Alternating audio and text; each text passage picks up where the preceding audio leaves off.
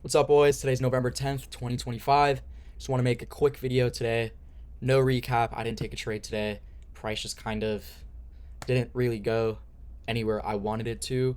It did chop for like the first hour of market open, and then at that point I was like, you know what? Like I'm not going to wait.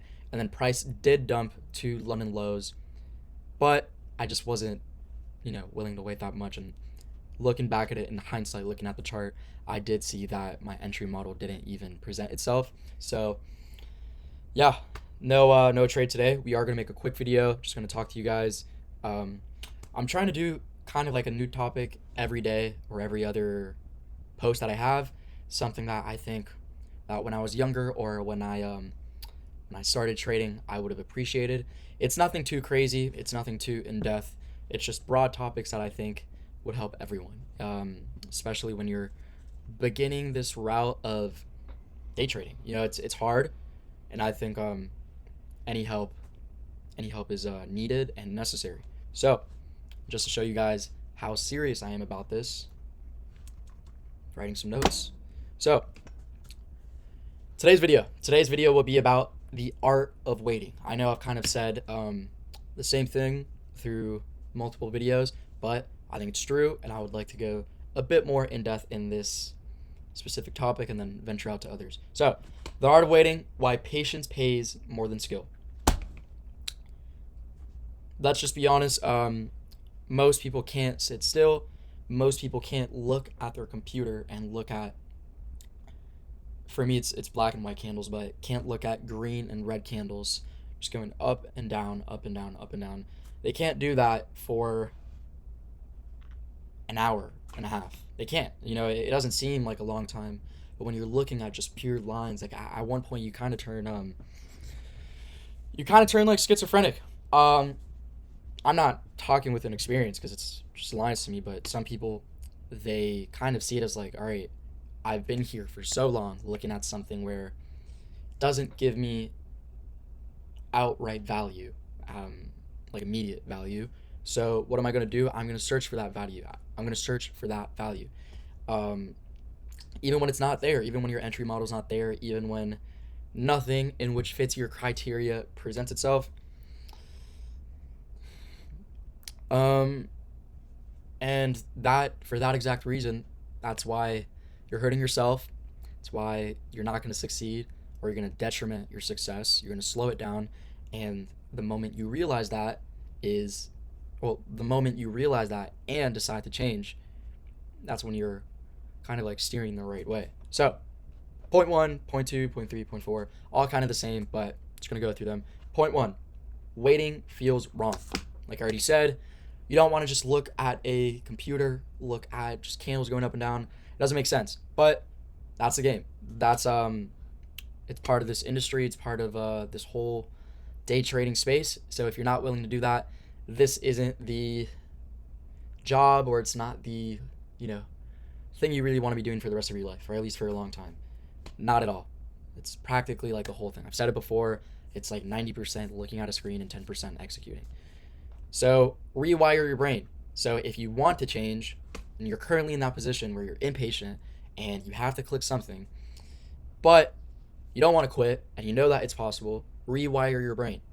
As humans, we're built to just try until we're able to. In this, it's okay, I have a strategy, I have a set of analytics within months to years that's shown me if I take one trade a day or one trade when my entry model presents itself, it's not every day, then I'm profitable.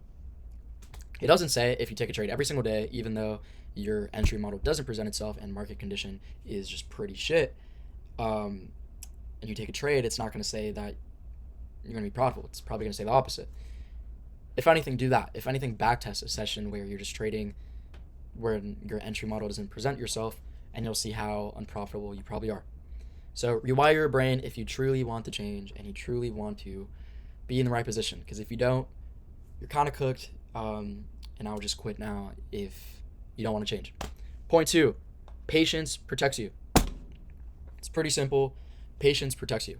Me deciding, okay, this is bad market condition, or okay, I'm not going to click anything so far because I don't see anything too good. That's protecting not only my mental, but my actual capital. I've had some times last week where I was like, okay, I've been waiting for an hour. Most people would be like, all right, let me just look for something. Let me just look for that one thing, anything. Can be even like a C setup. But no, I was like, all right, cool. Been here for like an hour and a half. It's like 10:30 at this point.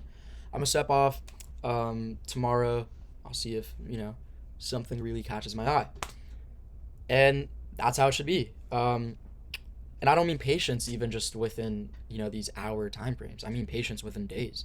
Sometimes you'll have days in which your entry model just isn't there, or you don't see something interesting. I had somebody tell me this, but they use this term and it's kind of stupid, but like it's true. It's like ball tingling trade, or a ball tingling like sign where it's like, okay, I see this and I'd be stupid to not take it. So if you don't feel that, don't take the trade. Simple. Ball tingling trade. If you don't feel the tingle, or if you don't feel like something, just saying like, all right, I have to take this because it's like it's an A plus setup. It's something that like probably happens once in a while. Take that. Don't take the one where it's like, okay, I see this often. It's like a line going over here and a line going over there, which happens all the time. I haven't even tested it before properly. I haven't back tested it.